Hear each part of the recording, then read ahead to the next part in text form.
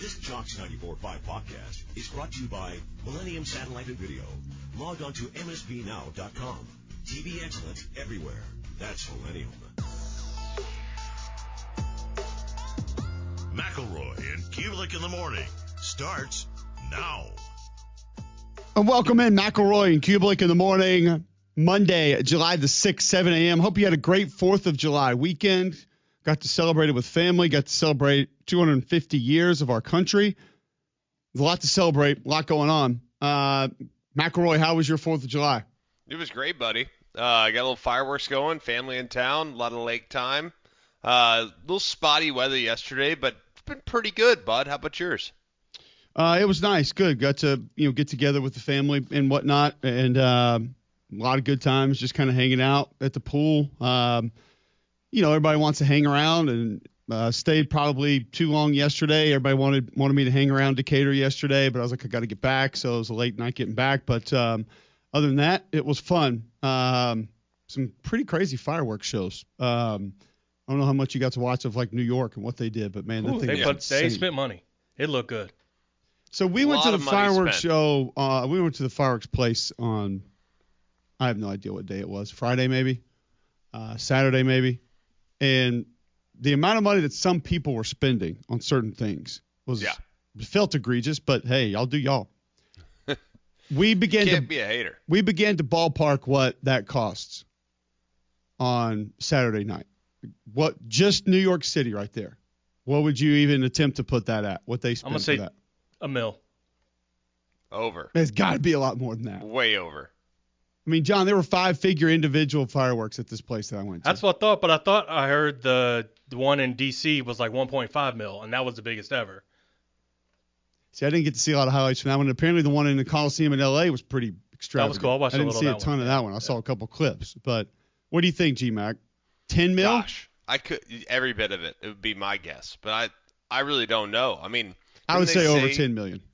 I think so for sure. I thought the one in D.C. was going to be like $40 million. I mean, it was insane. I mean, just the sheer quantity of fireworks all over the city. I mean, that canvas for that fireworks show was absurd. So I'd say way north of 10 mil, but I have no clue. Just the permitting alone, lighting a bunch of fires in New York City. I mean, come on, like that alone had to have cost a ton of money.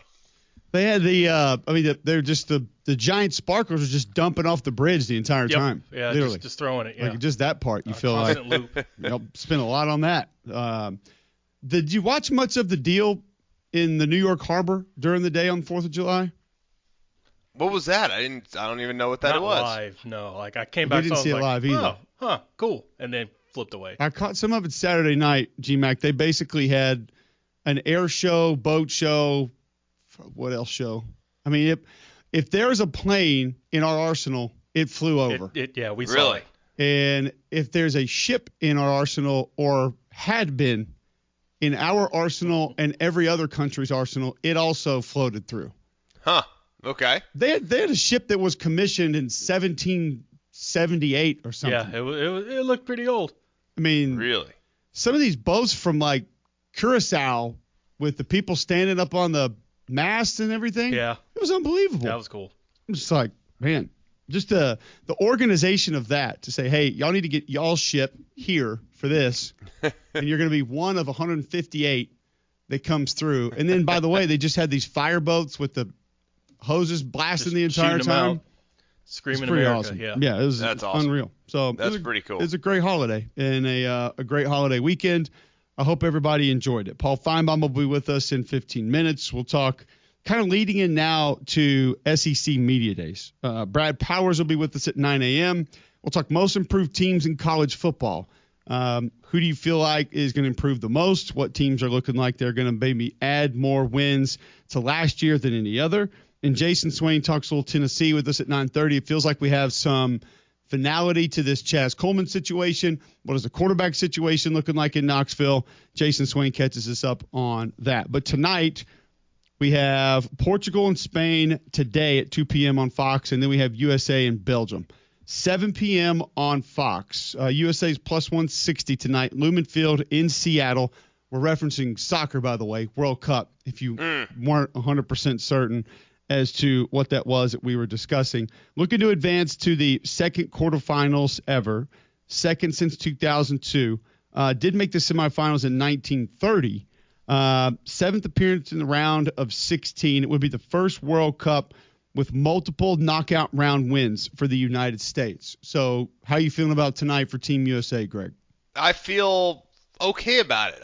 I'm a little bit optimistic after Norway beat Brazil.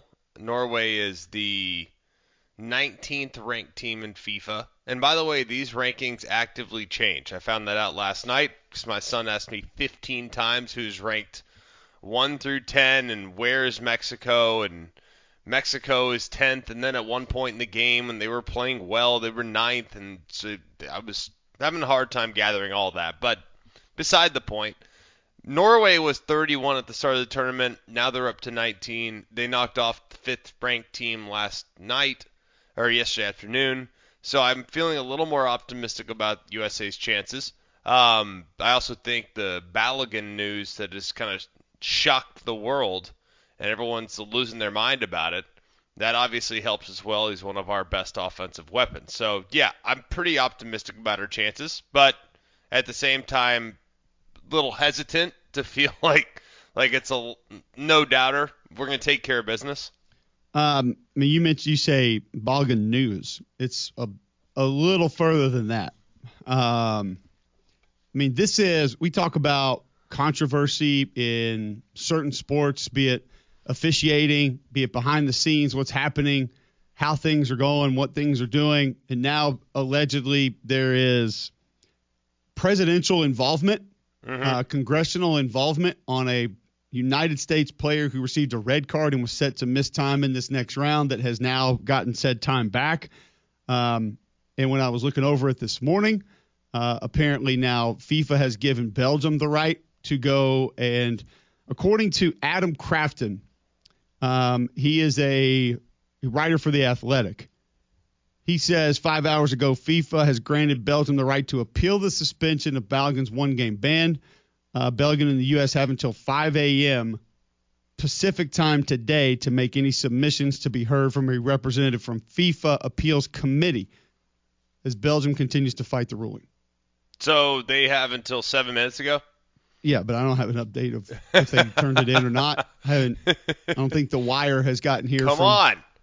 The AP wire hadn't gotten it over across the country yet from L.A., whether or not they have gotten that done.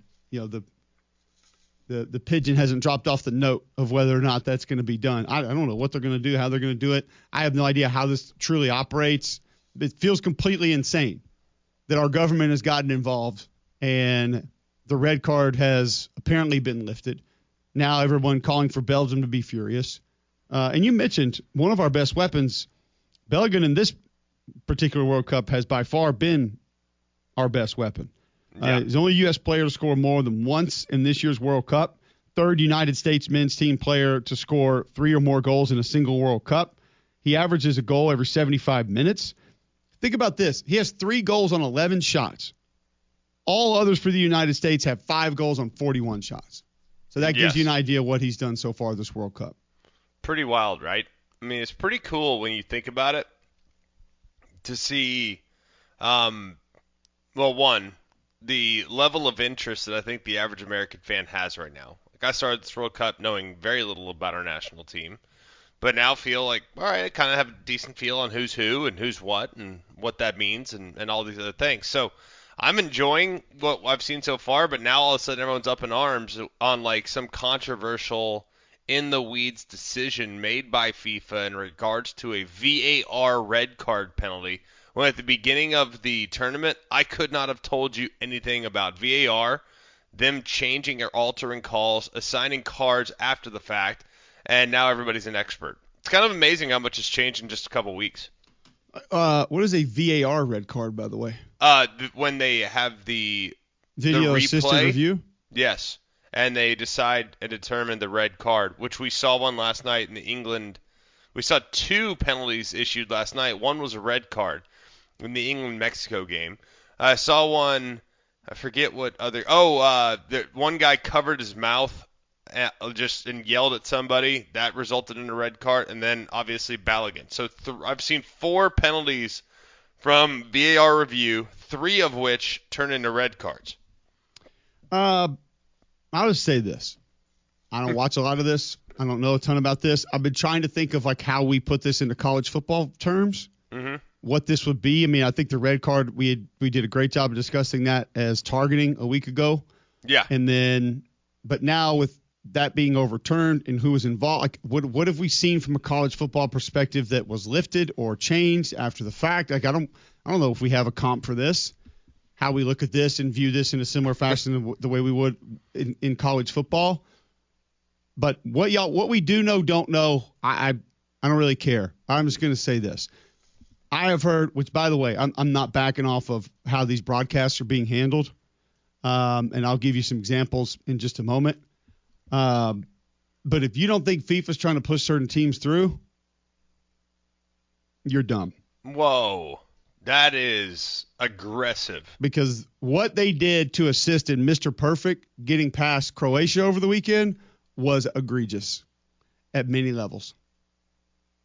It sounds like you have a little bias in the mix here. I mean, it's BS. It's bogus. It's 100% bogus. Do you have a dog in the fight? Did. Still do. Half and half. Are you hurt by this? I'm not hurt that it is benefiting the United States tonight, but I am hurt that Ronaldo was pushed through over the weekend. And also, side note, from someone who does not know what they're talking about, I'll fully admit it. I don't know soccer. So for the folks that are going to tweet in right now, I am talking as a fan here. I'm not an expert on this. So, hang on a second. Sports guy doesn't know. Oh, he's so dumb. Let me ask y'all a question here.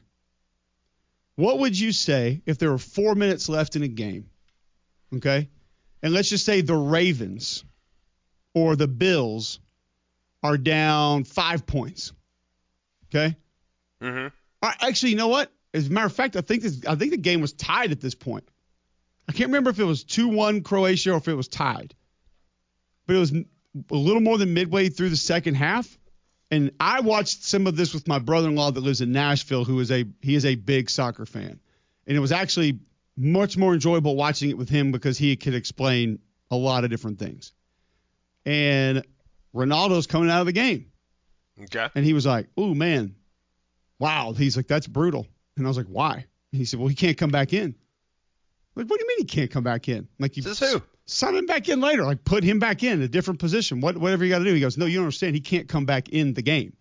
I was like, "There's 40 minutes of game left, and it's a tie game, or either they were down 1. So imagine Lamar Jackson with 4.5 minutes left in a game. It's 10-10 in the AFC Championship game, and he pulls an Anthony Richardson. And he literally taps the helmet. He's like, "Humid." It's conditioning, man. Like I gave you my all. That was it. That's all I had. had. What if Josh Allen sat there down 3, whatever it was, and he's just like, "You know what, guys? I gave it to you. I gave you my all. That was it for today. Can't do any more."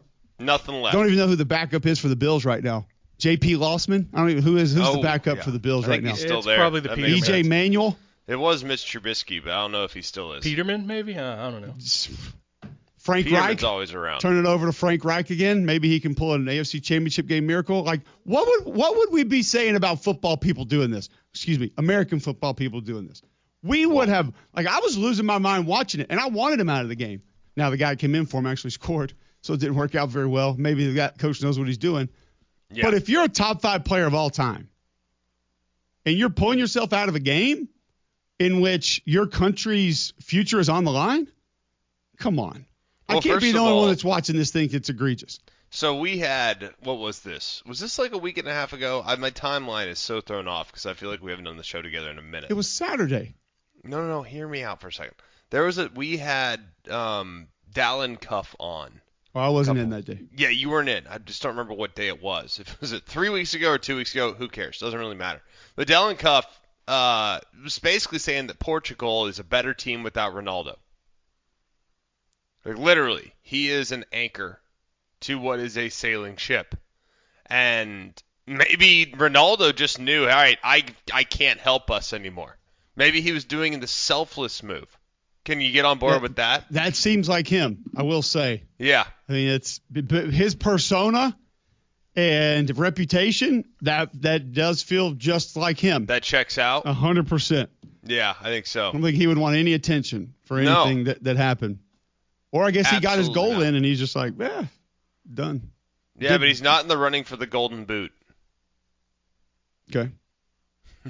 Maybe could have been if he stayed in the game. Maybe. Probably not, though. No, it's kind of ran away from him. Am I wrong here, John? Yes and no. I think you're approaching it with an American football mindset when that's not. You're kidding. I know. Surprise, surprise. But that's not the rest of the world soccer mindset. Okay. Good to know. I'm I not was saying worried you're about wrong. the rest of the world soccer Yeah, mindset. I'm not saying you're wrong to have that idea because. So is it more of he's older, he's just kind of giving you a little bit, like, is he the old bat that's giving you like a couple ABs Pretty in the much, playoffs? right, yeah. And like he can help you a little bit, but he's a liability if he's out there in the That's field definitely essentially. More or Yeah. less. That's kind of what it feels. And maybe he felt, hey, I can give you a good 30 minutes. So like that's all I can do. And to be fair, So he's Aaron Rodgers. He's gonna throw some cool passes, but he's gonna cost you some games. no, well, Easy. he is selfish and kind of all over the place. The one thing I guess I would say, at least with them, they play offense and defense. So it's not like Lamar Jackson gets a breather he gets at least 4 downs to breathe and then before he goes back in. But still, yes, it does feel a bit weak to see, all right, your country's pride is on the line. It's win or go home. Whew, I have had enough. Good luck, boys. Just tapping out. I'm gonna take a break. They're probably relieved when he takes himself out. Like, goodness gracious, we couldn't pull him, but I sure am glad that he decided to take himself out now. We're in great shape. If I'm not mistaken, he scored in that game, so it's not like he's not doing anything. I mean, I didn't see a lot of guys dribble past him. I mean, I don't know. I'll just say this too, from a broadcast perspective: the ball in which did it touch a Croatian defender or Croatian offensive player or Portuguese defender? They showed the one replay from behind the goal almost initially after it happened, and then for the next 15 minutes of coverage, do not show that replay again. And it was the definitive replay of whether or not it touched him, and you don't show it. And then the one replay you show after commercial break is from the stands with fans in front of the camera. Now, once again, my brother-in-law, I'll give Nico a thank you here because he pointed out some things I didn't know. Apparently, there's one feed that goes to the world, and like Fox just has to deal with it. Yes. Is that accurate? That is 100% accurate. FIFA controls all production. This thing. All right. Why is that surprising? That's cost effective. I just figured this out. If you they literally do. There's too many countries. If you know his background and you know how he operated, specifically behind the scenes, FIFA is Vince McMahon. Probably. Pretty much. Because Vince would be in the back yelling at the announcers of how to call things and what to say and how to drive the messaging. Like, can you imagine calling a game, Greg, and somebody's just constantly yelling at you, MFing you in your ear of, do this, call that, So FIFA is basically Vince McMahon, which makes perfect sense as to who does FIFA want to move on, Portugal or little old Croatia. Hate to go Dabo on y'all, but just saying.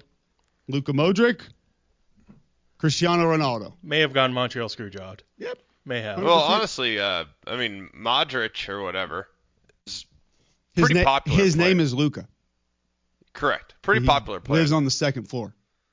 Yeah. Popular player or no? Not near as popular as Ronaldo. Cristiano, that is. Oh, no. It's not even close. I love Luka. In the soccer fans world, potentially. I don't think John is my only reference there, but all I know is that there was another 8-year-old in our house who was doing his, whatever he calls it, his run, jump, reverse DX, cross chop thing that he does when he scores. Yeah. Not every time anybody scored, he would run in the living room and do that. And during this game, it was beyond frustrating. Really? It was just like, hey, you're cheering against the motherland here, kid. Like, Easy. Go to the other room. Go to the other room. Does feel harsh, doesn't it? Well, specifically when Ronaldo scored. We didn't need that at that time. No. Was not necessary. Bad ball.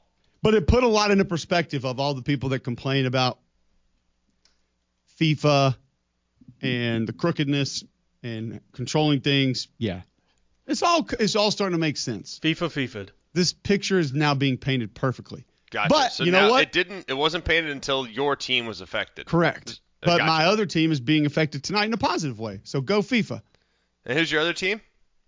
Belgium? The United States of America. Oh, okay. I Gotcha. can't name a So Belgium you're claiming player. U.S.? Yeah. I thought your team Croatia all the way. Belgium getting waffled tonight. You think so? I think so. Okay. Good to know. Never have I ever rooted against the United States. I have just also rooted for Croatia. And I don't feel like that's a problem. That's fine. Take someone like yourself. Dodger fan, Cowboy fan, Hawks Not really fan, a Cowboy fan. Yeah. Stars fan, Definitely Stars Blue Jays fan. Like it's just Not so much. We got multiple towns from I don't feel like that should be as big of an issue here. I don't think it teams is, from different but places. That's fine. If you want to, I mean, you just called it the motherland. Verbatim. Is where name was derived. So feel like Fine. that's How many applicable. times visited in your life? Twice. When was last? 2017, I think.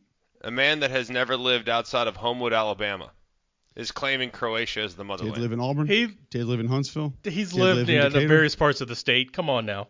Okay, never left the state. Fine. But no, Croatia is the motherland. He just said never left the state. That's what you I said. feel like I've been out of state with you at same place before. You have never lived outside the state. And yet Croatia is the motherland. Not Alabama. Okay, well, born in Jackson, Mississippi, if you want to play that game. So. Okay. Where have you lived your whole life? The SIP in Alabama. How many days spent in the SIP? 2 years. Okay, 2 years. So, but you have said it yourself. Like, pretty much lived my whole life in Alabama. Yep. Confirm? Correct. Good. And yet Croatia's the motherland. Not Alabama. For my not name, the great state. For my name, yes. Fair. Not for All me right, that sounds personally, good. but for the You know name. what? For me, I'm going Ireland, Scotland, Irish, Scottish, because frankly, it's a little bit of a mix between No Hawaii? the two. No Hawaii. Okay. Not a lot of Hawaiian roots in McElroy. I think if it was McElroy, it'd be Irish, Maybe. I believe. Well, it may be on one side of the building. Since it's McElroy, it's Scottish. But either way, never been there. But guess what? Motherland. Nope. Not U.S. Motherland. Scotland or Ireland, whichever one it actually is. Yep. Not backing down from it. Michael Kirby does say before we go to break, I have one example of rule change after the fact. Oregon over Ohio State when Dan Lanning used the 12 men on the field penalty to his benefit. Week later, rules changed. So it's a good call. I don't feel like it's in scale quite as big. If that would have been Julian saying out for a game and then or back in for a game, then we got him out. What you see what I'm saying? Where I'm going there. Dante Moore ruled out. Now Dante Moore back.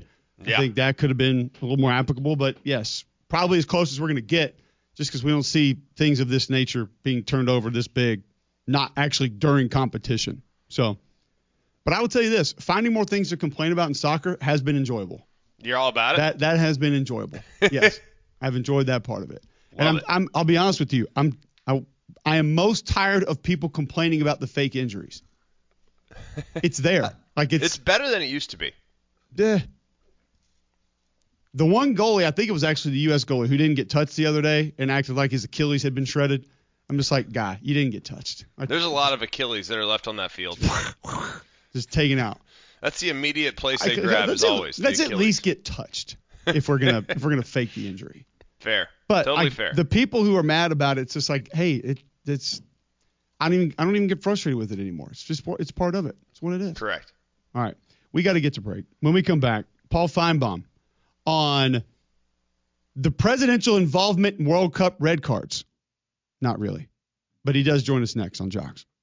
Go inside Jocks 94.5 on Jocks TV. Morning Jocks, Mac and Cube, three-man front video simulcasts are presented by Bill Smith Buick GMC and Game Day Men's Health. Watch on the Jocks mobile app and YouTube by searching Jocks 94.5 TV. All right, welcome back in. McElroy and Cubelic in the morning.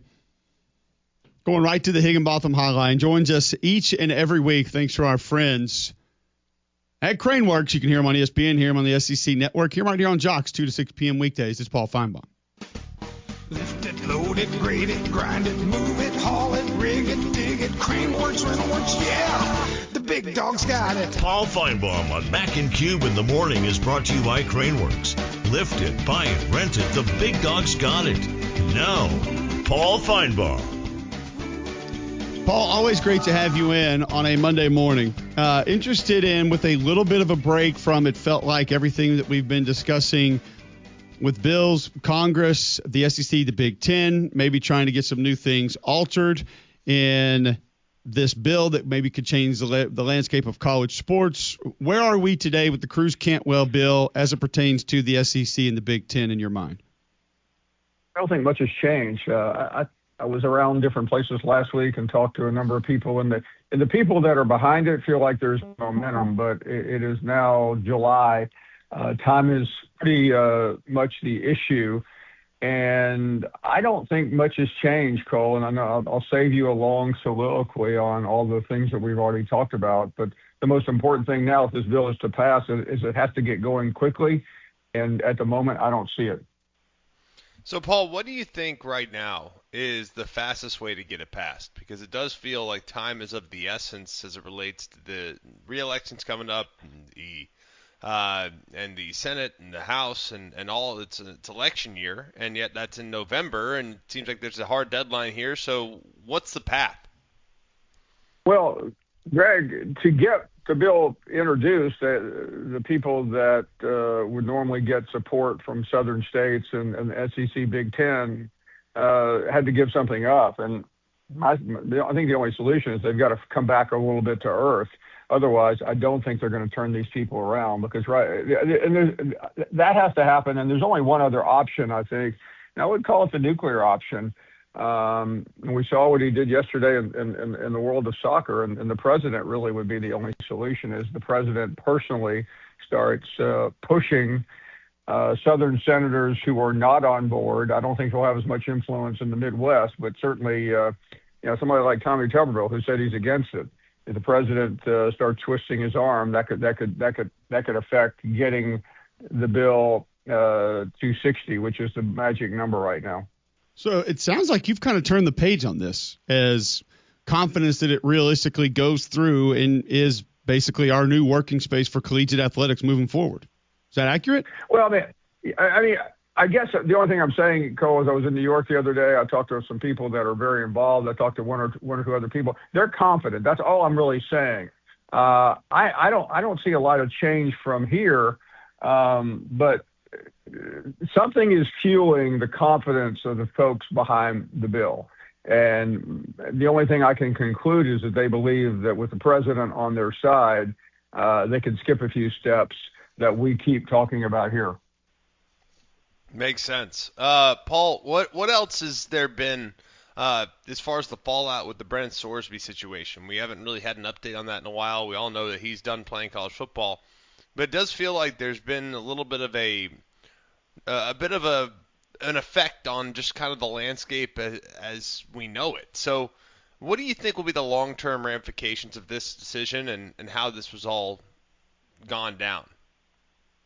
Even though there's not a direct line to the Senate bill, I think what this was, again, a wake-up call that if you're going to lean on mom-and-pop courts on every corner determining eligibility, college football is in big trouble. Now, we already knew all that, so I'm not saying it, but I think it got the world of college athletics unified for the first time in a while. And I don't think it's one of those inflection moments that changes the world, but it was interesting because I can't remember another situation that has had more people saying the same thing than the Sorsby case.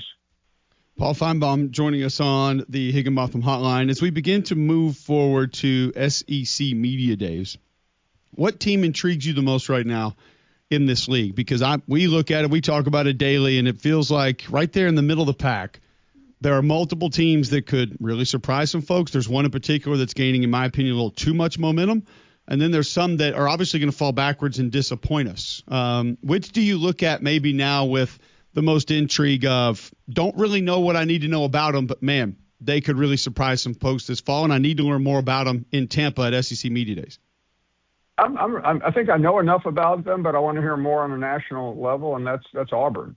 And the reason I say Auburn, the schedule speaks for itself, but I think a lot of people are coalescing around Auburn for one reason: they have a quarterback, and if you have a quarterback that you are confident in right now, there's reason to have momentum. I know a lot of people are saying probably even stronger things about Florida, but there's still some confusion there. And the schedule is fairly problematic. Everybody at this point, Cole, kind of resorts to whatever corner they're in. You hear the negativity on Tennessee. You hear the confidence on Florida. You hear the bewilderment on LSU. You hear great confidence primarily on Texas and Georgia. A little bit of, a lot of confusion, I should say, on Alabama. But I'm gonna answer my question I'm gonna add one more team. But I have confidence in Alabama now, just because I think the more I study what they have to face this year, I don't think their schedule is as daunting as others make it out to be. So I know I'm throwing a bunch of names up there, but that's what we do. And if you have a quarterback, which I think Alabama has two serviceable quarterbacks, I'm not sure they have an elite quarterback yet, but I do like their schedule probably more than any other school in the SEC. So, Paul, what do you think would be viewed as a successful season this year for Alabama? What does a quality year look like? I think double-digit wins is going to be considered high quality. I think 9-3, which is where a lot of people are landing, is the most difficult to interpret. I think 9-3 with Keelan Russell having performed extremely well at the end of the season, you'll hear, well, yeah, it wasn't what we wanted, but next year will be. I don't like living in that world, especially in the transfer portal era. But I think 10-2 would be considered a success, and I can't remember ever saying that in Alabama terms. 9-3 is really in the gray area. Paul, we talk about teams having certain culture, having togetherness, leadership, wherewithal. Like those are the things that probably are going to mean more than, I don't know, maybe even just overall talent this day and age with where we are in college football. Are there a couple of teams that you feel most confident in having that? And obviously I think we can probably remove, say, Georgia and a couple others across college football. But in the SEC, are there ones that you worry about that you're uncertain of? Because the togetherness, the understanding, whether it's situational awareness, leadership, or just guys knowing what the guy next to him is going to do, those are what seems to propel teams this day and age, more so than just how many 4 and 5 stars do you have. Got to have those too, but who do you like from that regard? Who maybe concerns you from that regard? I do like Texas A&M because I just I like a quarterback coming back and key players around him. I also like the culture that Mike Elko has brought to that campus. And I think Texas A&M left last season feeling like the end of it was just a complete bust, which it was. But they maybe they can learn something from that. On the other side, I'm still unsure of South Carolina. They're probably maybe the most difficult team to predict because they have the capacity to have a similar season maybe to 2 years ago, but they also have the propensity to repeat what they did last year. And I think they're, to say the least, there's enormous pressure on Shane Beamer. And I guess I'm probably most intrigued, maybe not confident, but intrigued by Kentucky. I've been around Will Stein a couple of times, and I think he has completely brought a transfusion to that program, and I think they have the capacity to make some leaps and bounds. I'm also really unsure of Missouri. I like the quarterback situation, but Missouri just seems stuck in that 8-4 range, and I'm not confident they can break out of it. Paul, finally, a lot of this offseason has been spent around the supremacy of the Big Ten, the quality of the Big Ten. How important is this season overall for the Southeastern Conference in trying to kind of get back the throne of the most difficult or the best or whatever interpretation you might have? Because it's taken some hits the last couple of years. So how big is this season from your vantage point? I think this is much bigger than last year. Last year, it felt like, okay, Ohio State, Michigan, SEC has to get back on track now to remain, it's to have its reign over college football and its dynasty. Indiana shattered that last year. That was one of the most punishing blows I have ever seen to college football, and in particular the SEC, because of what happened with the Alabama game. I know they did the same thing to Oregon the next week, but the Alabama game is the one everyone is going to remember. So I think if you it's a big difference going from 2 to 3 and from 3 to 4, especially if it's another Big Ten team, let's say Oregon.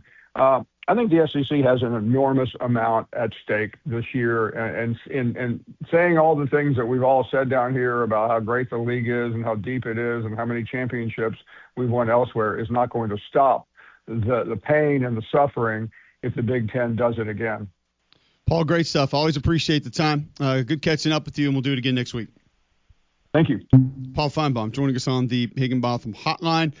With us weekly, thanks to our friends at Craneworks. We'll follow up on a couple of things that he had to say there and continue talking to SEC football next right here on Jocks. The capital of the sports talk nation. This is Jocks 94.5 and JocksFM.com.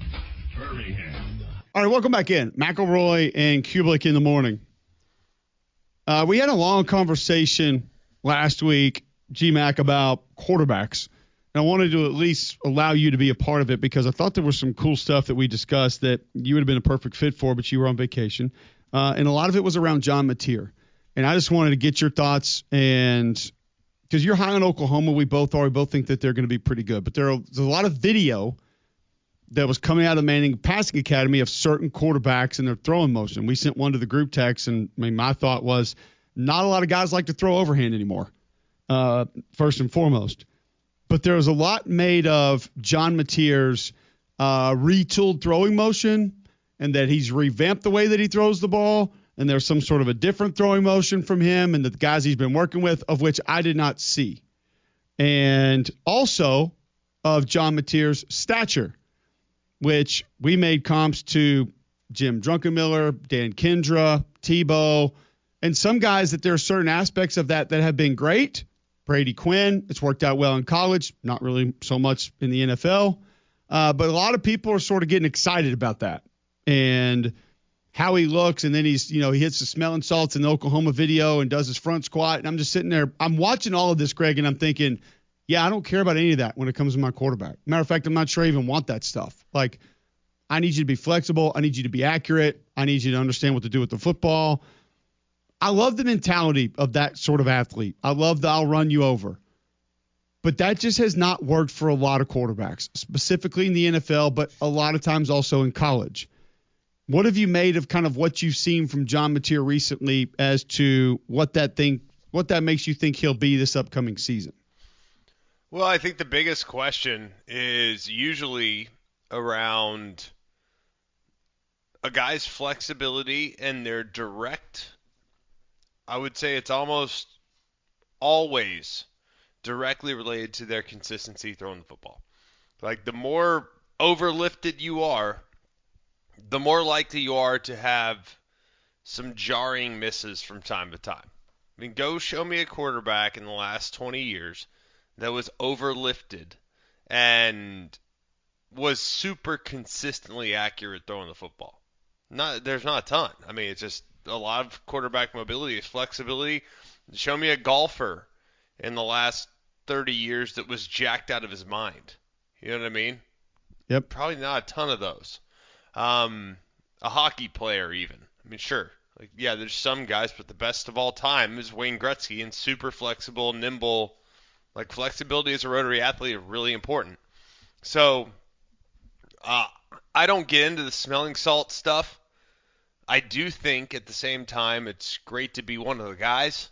And if you can be one of the guys and you're doing the smelling salts and you're getting under a bar and you're pressing a lot of weight, like that's going to make the guys love you. And that could make them go the extra mile for you. Plus, there's an element with John Mateer where he's got to run the football as well. So I don't think it's the end of the world. But I also don't know if this, quote, revamped throwing motion and smelling salts under a squat bar is going to lead to him being a better thrower this year. He might be a good football player, but is he going to be a better and more consistent thrower? I don't know the answer to that yet. Yeah, I think that's where I was going with it. There's nothing wrong with it. I'm not mad at it. I definitely think it can help some of the things that you've referenced. But to say that this all of a sudden makes him a better passer, a more accurate passer, better understanding of how to operate with the ball in his hands, that I cannot necessarily get on board with. You know, there's a lot of people that are saying, "Oh, big year coming.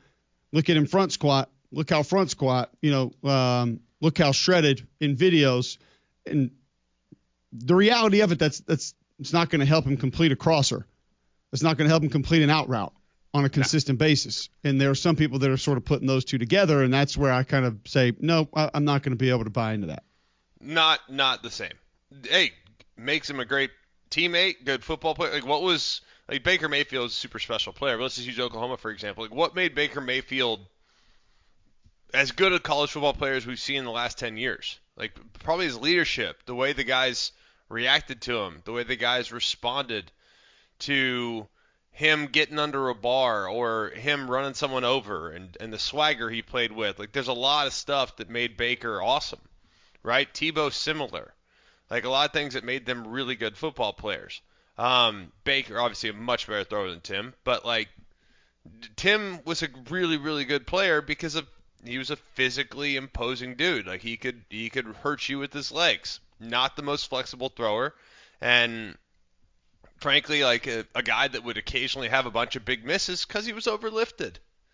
And that's okay. There's a place for that. It just, the biggest steps that need to be taken for John Mateer this year are not physical steps. That's what I think is the miss here. Like, what was the biggest issue with Mateer last year from your vantage point, Cole? Inconsistency. That, but also taking it a slight step further. Decision-making and inconsistency. Decision-making and hero ball. Yeah. Like time and place. When do I need to press the gas pedal? And when do I need to just manage this thing for a little bit? Like when do I need to just say uncle because they defended it perfectly and throw it away? Versus, oh man, run around, make a play. Here, I'm going to take the game over on every play. Like that. To me, nothing that we can see in any of these off-season videos is going to show me that he's made progress there. It's going to be all about watching him on game day here in 3 months. Then that's where it's going to be proven. So it's great that he's had a great offseason. It's great that they feel good about it. But ultimately, the steps that need to be taken can't be taken in July. They need to be taken in September, October, November. So what can be done to improve some of that? We'll discuss a little bit more with John Mateer, and that will lead us into another quarterback conversation today that I think the expectations have been lowered for, that I might not be on board with. We'll discuss that quarterback as well when we return next right here on Jock. Go inside Jocks 94.5 on Jocks TV. Morning Jocks, Mac and Cube, 3-man front video simulcasts are presented by Bill Smith Buick GMC and Game Day Men's Health. Watch on the Jocks mobile app and YouTube by searching Jocks 94.5 TV. All right, welcome back in. McElroy Cubelic in the morning, 7:53, Monday, July the 6th, right here on Jocks. Going to continue talking college quarterbacks, John Mateer, and more. Not just now, but in our next hour as well. Before we continue that and move on to maybe a different quarterback in our next hour, Greg, tell our listeners about Crocker Moving Services. Well, they're a local company owned by an Iraq War veteran, Eric Crocker. Crocker believes in hiring movers you trust, complete full background checks, and run drug tests on every single employee. These are good guys. You can trust them in your home. Leave your whole home packed up, move your company headquarters moved across the country, or you just want them to come rearrange your living room. They got you covered. They also do deliveries for furniture that you've purchased need to get to your home. So call or visit them online today for a free quote. The website's CrockerMovingServices.com. That's CrockerMovingServices.com. Support your veterans by choosing Crocker Moving Service for your next move. So what can be done around John Mateer to assist? In games against ranked opponents last year, 4 touchdowns, 5 interceptions. Now, I will say the Texas game was one of those. and he wasn't 100%, and he threw 3 picks. So, it is what it is. Yeah. That does play into that. However, 1 touchdown, 1 interception against Michigan. You had 1 touchdown, no picks against Ole Miss. You had none and of either the first time against Bama, and then 2 and 1 the second time against Alabama. But let's just take it out of his hands a little bit. Schematically, because you and I both agree that if some things were taken out of his hands, it could be beneficial to him long term.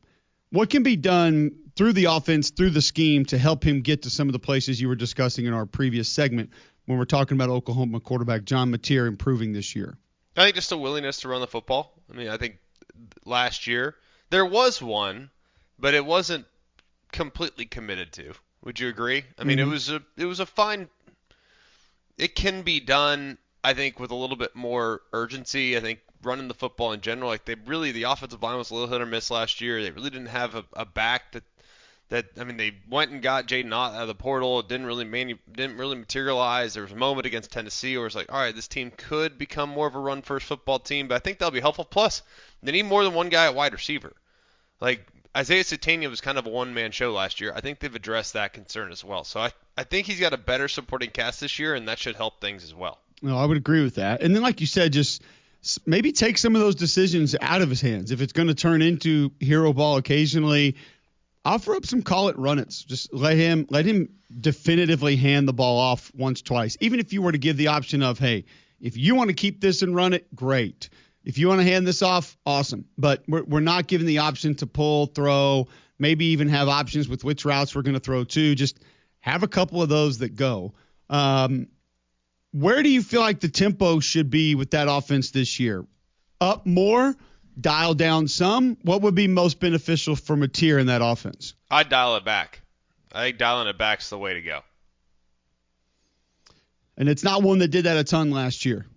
So could that benefit that offense a little bit more this year? I think it would. I think there are times I feel like it could benefit the run game a little bit more, but then when I watch them and I study in the offseason, I feel like a lot of those rush yards that they even got last year were stolen because of that tempo, because of teams not being aligned. That's one thing I noticed with the Alabama game, the first Alabama game, is that, man, in the second one too, like there's a lot of time defense wasn't lined up. Right. When Oklahoma did find a couple of rush yards in those 2 games. So we'll continue talking John Mateer, Oklahoma offense. There's another quarterback that has been in the news in college football from a team that has high expectations this year. We'll discuss him next right here on Jocks. This is McElroy and Cubelic in the morning. What would you do if your online store converted 36% more shoppers? You could take 36% more vacation. Another pina colada? Yes, please. Open a new retail location with 36% more square feet. Fantastic. Hire 36% more help. You're hired and you're hired. Shopify has the world's best converting checkout, up to 36% better than other e-commerce platforms. What you do with those extra sales is up to you. Switch to Shopify today at shopify.com/listen and get a $1 trial. Shopify.com/listen.